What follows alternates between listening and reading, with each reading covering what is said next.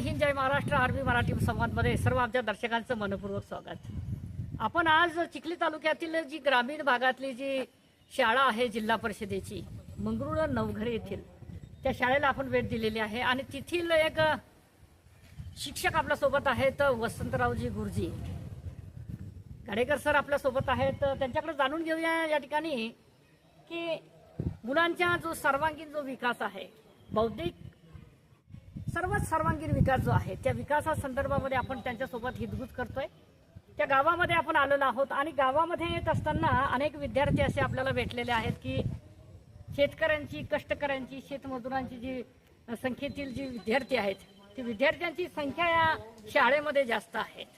त्यांच्याकडे आपण माहिती घेतोय. सर, हार्दिक स्वागत, सुस्वागतम. आजच्या दिनी या ठिकाणी नुकतीच शाळा उघडलेली आहे. मुलांचा सर्वांगीण विकास या ठिकाणी होण्यासाठी काय प्रयत्न करते शाळा? खरं म्हणजे जिल्हा परिषदेच्या शाळांमध्ये शिकणारे जे विद्यार्थी असतात हे विद्यार्थी तळागाळातले विद्यार्थी असतात, गोरगरीब शेतकऱ्यांचे विद्यार्थी असतात, मजुरांचे विद्यार्थी असतात, पाल्य असतात आणि अशा विद्यार्थ्यांना घडवण्याचं काम या ठिकाणी जिल्हा परिषदेच्या शाळांमध्ये आम्ही या ठिकाणी करतो आहोत.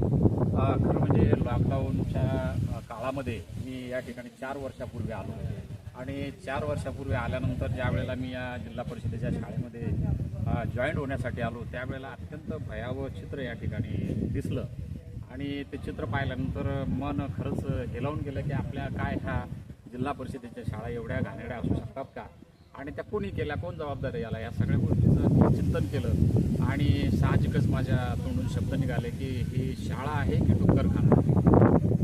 आणि त्यामुळे त्या दिवशी आल्यानंतर सर्व शिक्षकांशी आम्ही स्वतः बैठक बोलावली आणि बैठक बोलावल्यानंतर माझ्या मनामध्ये विचार आला की आपली या शिक्षकांना एकच प्रश्न विचारला की बाबांनो, आपली मुलं आपण अशाच ठिकाणी अशाच घाणेरड्या शाळेमध्ये घालतो का? आणि आपली मुलं जर चांगल्या शाळेत घालत असतील तर ही गोरगरिबांची मुलं देखील चांगल्या शाळेत शिकली पाहिजे. आणि म्हणून या उदात्त हेतूने या सर्वांची बैठक घेतली आणि म्हटलं आपण सर्वांनी शाळा सुधारण्याचं काम केलं पाहिजे. काहीतरी भौतिक सुविधा शासनाकडून जरी मिळत नसल्या तरी आपल्याला कोरोना काळामध्ये शासनाने फुकटचा पगार दिलेला आहे आणि त्यातून आपण ही शाळा पुन्हा परत चांगली नव्याने उभी करू शकतो. आणि म्हणून मी स्वतः निर्णय घेतला आणि येताना दुसऱ्या दिवशी सकाळी बायकोजवळ 1 लाख रुपये घेतले आणि 1 लाख रुपये शाळेला घेऊन त्या ठिकाणी मी ही शाळेची सुरुवात केली. आणि साधारणतः एक ठेकेदार भेटले आणि ते बोलले की सर, एवढ्या शाळेला पैसा लागणार आहे, 20 लाख जरी या शाळेला लावले तरी ही शाळा सुरू शकणार नाही. आणि मग मी त्यांना हे केलं की आपण सुरुवात करूया, charity begins at our home असा प्रत्यय मला आलेला आहे आणि मी ते स्वतःपासून कोणत्या कामाचं सुरुवात करत असतो आणि त्यामुळे मी ही कामाची सुरुवात स्वतःपासून केली. त्यानंतर आमच्या शिक्षक बांधवांना देखील मी साथ घातली. त्यांनी देखील मला वाटते 15-15 हजार रुपये आम्हाला त्यावेळेला दिले आणि साधारणतः 1.5 लाख रुपये शिक्षकांचे, माझे 1 लाख असे 2.5 लाख रुपये त्यावेळेला जमा झाले. त्यानंतर गावकऱ्यांपर्यंत पोहोचलो. ही बातमी आपोआप गावकऱ्यांपर्यंत पोहोचली. कोणीतरी शिक्षक या ठिकाणी आले आणि त्यांनी असं काम सुरू केलं आणि म्हणून गावामध्ये आम्ही जेव्हा गेलो, गावामध्ये मी गाडीला भोंग्या बांधून आमचे सर्व शिक्षक आम्ही फिरलो आणि गावकऱ्यांच्या दारामध्ये जाऊन ही आपली शाळा या ठिकाणी आपल्या दारामध्ये मदतीच्या प्रतीक्षेत उभी आहे अशा प्रकारची घोषणा करत आम्ही त्या ठिकाणी गेलो. गोरगरीब रोजमजुरी करणाऱ्या लोकांनी देखील भरभरून अशा प्रकारचं सहकार्य या ठिकाणी केलं. माझे काही मित्र या ठिकाणी होते, त्यांनी स्वतःहून मी आल्यानंतर त्यांना आश्चर्य वाटलं आणि ते स्वतःहून पुढाकार घेतला की वसंतराव, तुम्ही या ठिकाणी आले आणि आम्हाला विश्वास बसत नाही, परंतु तुम्ही या ठिकाणी आल्यावर हे काम मोठं हातात घेतलं. आमचं सुद्धा देणं या ठिकाणी लागतं. पण कोणी 500, कोणी 11,000, कोणी 5,000 असे हजारो म्हणजे लोकांनी या ठिकाणी मदतीचा ओघ दिला आणि साधारणतः 8 ते 9 लाख रुपये आमचे या ठिकाणी तयार झाले. आणि हे पाहिल्यानंतर शिक्षणाधिकारी आणि जिल्हा परिषदेच्या सन्माननीय अध्यक्ष पवारताई यांना माहीत झालं आणि ते देखील या ठिकाणी रविवारच्या दिवशी आले की आम्ही हे सर्व सुरू करतोय.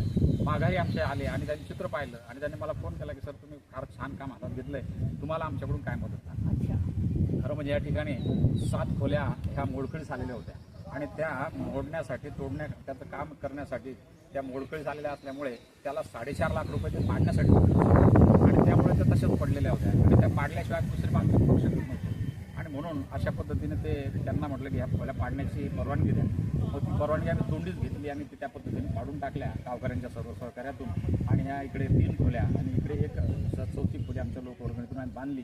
त्यानंतर हे व्हरांडा सरांनी मला सांगितलं सगळं. आणि फक्त मला विश्वास आहे की ज्या शाळांमध्ये काही भौतिक सुविधा शासन देत नसेल तर शासनाने नाही दिलं तर शिक्षकांनी जरी पुढाकार घेतला आणि गावकरी त्यांच्यासोबत 100% येऊ शकतात, परंतु तो पुढाकार हा स्वतःहून असला पाहिजे आणि तो प्रामाणिक भूमिका असली पाहिजे आणि त्याच वेळेला हे सर्व काही त्या ठिकाणी होऊ शकतं याचा प्रत्यय या ठिकाणी आम्हाला आला आणि त्यामधूनच ही सुंदर शाळा या ठिकाणी 4 वर्षापासून आली. नाही तर या शाळेतले विद्यार्थी देखील बाहेरगावी जायला लागले होते. या ठिकाणी आम्ही सेमी इंग्लिश तर सुरू केलेलंच आहे, परंतु शासनाला माझी तुमच्या वाहिनीच्या माध्यमातून एक विनंती आहे की माननीय मुख्यमंत्री महोदय, माननीय शिक्षण मंत्री महोदय असतील, या सर्वांनाच एक विनंती आहे की जिल्हा परिषदेच्या शाळांमध्ये हा जो गोरगरीब वर्गातला विद्यार्थी शिकतो त्यासाठी जे लोक बाहेरगावी विद्यार्थ्यांना शिकण्याची इच्छा असल्यामुळे ते जाऊ शकतात, कारण त्यांना या ठिकाणी CBSE पॅटर्न असेल किंवा एखादा आपल्याला इंग्लिश मीडियम असेल स्टेट बोर्ड सारखा, तर तो विषय आपल्या जिल्हा परिषदेच्या शाळांमधून शिकवला जात नाही. त्यानंतर एखादा योगाभ्यास असेल किंवा ध्यानधारणेचा विषय असेल ते देखील या ठिकाणी वर्ग सुरळीतपणे चालले पाहिजे. तर अशा पद्धतीचे वर्ग आणि त्या पद्धतीचे शिक्षक या ठिकाणी दिले पाहिजे आणि त्यामुळेच सर्वांगीण विकास या खेडेगावातील विद्यार्थ्यांचा देखील साधला जाऊ शकतो असंच मला या ठिकाणी म्हणावं. तर या ठिकाणी शाळेच्या माध्यमातून या ठिकाणी क्रीडांगणाचे जे विषय आहेत, सांस्कृतिक विषय आहेत, जे मुलांच्या सुप्त गुणांना वाव देण्याचे जे विषय आहेत, ते विषय संदर्भामध्ये काय सांगतात की आपल्या शाळेमध्ये कशा रुजवल्या जात आहेत? विद्यार्थ्यांचा सर्वांगीण विकास व्हावा यासाठी आम्ही जयंती पुण्यतिथी असेल महापुरुषांची, याद्वारे भाषण कला असेल त्यांना त्या ठिकाणी रुजवतो. खेळाच्या माध्यमातून त्यांचा सर्वांगीण विकास साधला जातो, परंतु खेळासाठी या ठिकाणी मैदानाची सुविधा नाही. त्यासोबतच खेळण्यासाठी जे काही साहित्य लागतं, काही खेळ मैदानी असतात, काही खेळ इंडोर असतात, परंतु या ठिकाणी ती सोय उपलब्ध नसल्यामुळे आम्हाला त्या ठिकाणी थोडंसं अडथळा निर्माण होतो. तर याची सुद्धा सोयी सुविधा शासनाने या ठिकाणी सर्वांगीण विकासासाठी दिल्या पाहिजे आणि त्यामुळेच गावखेड्यातील विद्यार्थ्यांचा देखील सर्वांगीण विकास साधला जाऊ शकतो. विद्यार्थी ग्रामीण विद्यार्थ्यांचा कल या ठिकाणी शहरी भागांच्या शाळेकडे या ठिकाणी जातोय, त्या संदर्भामध्ये काय बोलतो? कारण ग्रामीण भागातला विद्यार्थी त्या ठिकाणी जातो याचं कारणच हे आहे की शाळा गावामध्ये जो शासन स्तरावरून धार्मिक स्थळं सुंदर बनवण्यासाठी फार मोठ्या प्रमाणात निधी दिला जातो. त्याच प्रकारचा निधी हे सुद्धा शाळा सुद्धा एक मंदिर आहे आणि या मंदिराला सुद्धा तशाच प्रकारचा निधी जर शासनाकडून प्राप्त झाला तर ही खेड्यातली मुलं ती ज्या शाळा चमचम करणाऱ्या ज्या शाळा आहेत शहरामध्ये तिकडे कल जाणार नाही. ह्या शाळा सुद्धा चमचम केल्या पाहिजे, चमचमणाऱ्या शाळा या ठिकाणी सुद्धा तयार झाल्या पाहिजे. यांना बसण्याची व्यवस्था असेल, डेस्क बेंचेस असतील, त्यासोबतच ज्या फरशा वगैरे सुंदर या ठिकाणी टापटीपणा असेल तर मुलं या ठिकाणाहून दुसरीकडे शहरामध्ये जाणारच नाहीत असं मला विश्वास आहे. मित्रांनो, आपण त्यांच्यासोबत सखोल संवाद केलेला आहे की माझी शाळा सुंदर शाळा आणि सुंदर शाळा बनवण्यासाठी कुठेतरी मदतीची फार अपेक्षा असते. मदतीशिवाय कोणतंच कार्य या ठिकाणी पुढे जात नाही. अशा पद्धतीनं सरांनी ज्या सूचना केलेल्या आहेत त्या सूचना या ठिकाणी शासन स्तरावर या ठिकाणी कुठे अधिकारी जर आपण बघत असाल, कोणी मंत्री जर बघत असताल, कोणी लोकप्रतिनिधी जर बघत असाल तर त्या सूचना त्यांनी सरांनी दिलेल्या आहेत. त्या सूचना सुद्धा या ठिकाणी आपण त्यांचे सूचना काय आहे त्या म्हणणं ऐकणं गरजेचं आहे. आणि शाळेचा दर्जा वाढवण्यासाठी, जिल्हा परिषद शाळेचा दर्जा वाढवण्यासाठी सतत प्रयत्न करणारा हा जो गुर्जन वर्ग जो आहे राबतोय, परंतु काहीतरी उणिवा आहेत, त्या उणिवा आपण या ठिकाणी पूर्ण केल्या गेल्या पाहिजेत. या बातमीच्या माध्यमातून, या संवादाच्या माध्यमातून आम्ही तुमच्यापर्यंत देतोय. सर, या ठिकाणी आम्ही अनेक शाळांना या ठिकाणी भेट देतोय. सकारात्मक जे सांस्कृतिक शैक्षणिक जे विषय आहेत, RB मराठी या YouTube चॅनलच्या द्वारे या ठिकाणी शासन स्तरापर्यंत या ठिकाणी मांडण्याचा प्रयत्न करतो. आमचा प्रांजळ हेतू आहे. त्याबद्दल आमच्या चॅनलबद्दल 2 शब्द काय सांगणार? आपलं खरं म्हणजे हे चॅनल आतापर्यंत कोणतेच चॅनल आमच्या शाळेमध्ये मला वाटतं काही आलं नाही. काही बातम्या वगैरे चालू असतात, तुमचा बातम्या दाखवण्याचा, छापण्याचा पत्रकारांचा तो व्यवसाय आहे आणि त्यांनी एक देशामध्ये त्यांचं फार मोठं महत्त्व आहे. परंतु ज्या ठिकाणी खरंच काही शिक्षक धडपडीने आपली शाळा सुधारण्याचा प्रयत्न करत असतील, त्या ठिकाणी चांगलं जर खरंच काही होत असेल तर ते चांगलं देखील दाखवलंय आपण. आणि म्हणून मला तुमचा या ठिकाणी या तुमच्या वाहिनीचा मला नक्कीच या ठिकाणी अभिमान वाटतो. आणि आपण चांगलं दाखवा.